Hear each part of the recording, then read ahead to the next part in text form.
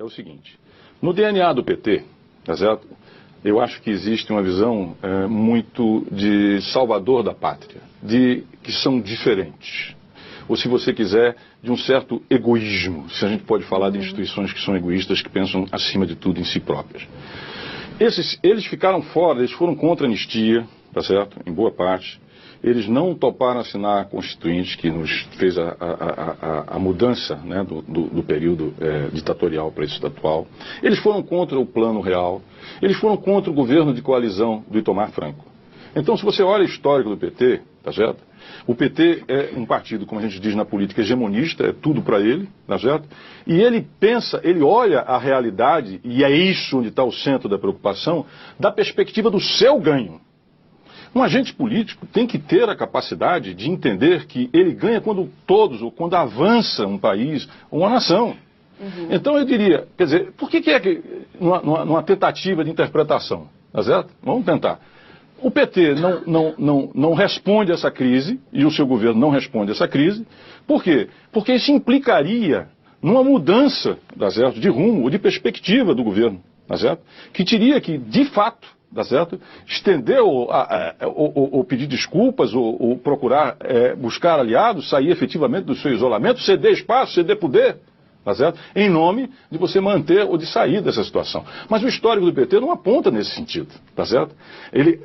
A crise do Petrolão diz para nós o seguinte, que o PT não tem superego, ou seja, não tem um software de controle, tá certo? Porque ali excedeu tudo. Tudo que nós poderíamos imaginar. Uma corrupção generalizada. Ali é perplexidade, tá certo? Ali é perplexidade. É você dizer o seguinte, eu estou me lixando para a institucionalidade. Eu estou me lixando. A tua moral é uma, a minha é outra.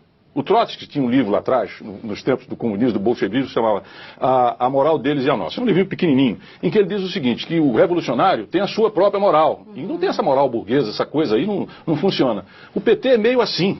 Não é bastante assim. Tem a moral dele, que se autodenomina um intérprete dos excluídos, dos pobres e etc, etc. Dele, a verdade dele. Ele é como era o Stalin no passado, né? O pai do povo, o pai do proletariado, o guia celestial. Então essa missão auto-imposta do PT, que lembra um pouco no plano global, por exemplo, dos Estados Unidos, que tem um destino, um manifesto, etc, etc, né? Transpondo as coisas, implica que o PT ele tente superar e avançar e levar adiante por ele próprio, sem considerar os outros, mas pensando sobretudo no cálculo dele. E isso nos leva para o abismo. Quando o senhor diz o cálculo dele é assim, me dê o meu aqui, sim, me dê o meu na corrupção, esse tanto é meu, e faça o que quiser com o resto, que eu não estou nem aí. Isso é a Petrobras, isso é a Petrobras. O PT se tornou sócio das empresas que estavam dentro da Petrobras. E falava para eles o seguinte, olha, faz o que você... Passadina não vai passar nunca, tá certo? Porque o histórico, a narrativa de Passadina, tá certo? É uma tragédia, tá certo? Que deixa você, quando vê, na perplexidade. E você pergunta, vem cá, perdoe o termos, mas até para roubar, há que ter uma racionalidade e um limite, tá certo? Há que ter, não há limite, é um deslimite, por isso eu digo, não tem superego, não tem controle, não tem limite, não tem nada. É uma psicopatia da corrupção. Se você puder assim dizer. Então, o que acontecia? O PT disse, faz o que você quiser, deixa o meu, aparta a minha parte, faz o que você quiser. Não quero saber o que você vai fazer. Só isso explica como é que uma refinaria, né, como aquela de Passadina, sai de 100 e poucos milhões e chega a 1 bilhão e tanto. É não ter nenhum senso moral. Eu realmente é difícil categorizar e definir o que é uma coisa dessa, tá certo? Mas isso tem a ver com esse DNA que o PT ostenta. Quer dizer, de um lado, essa coisa de que, olha, eu sou o real e o único, né, representante dos interesses do povo brasileiro, tá certo?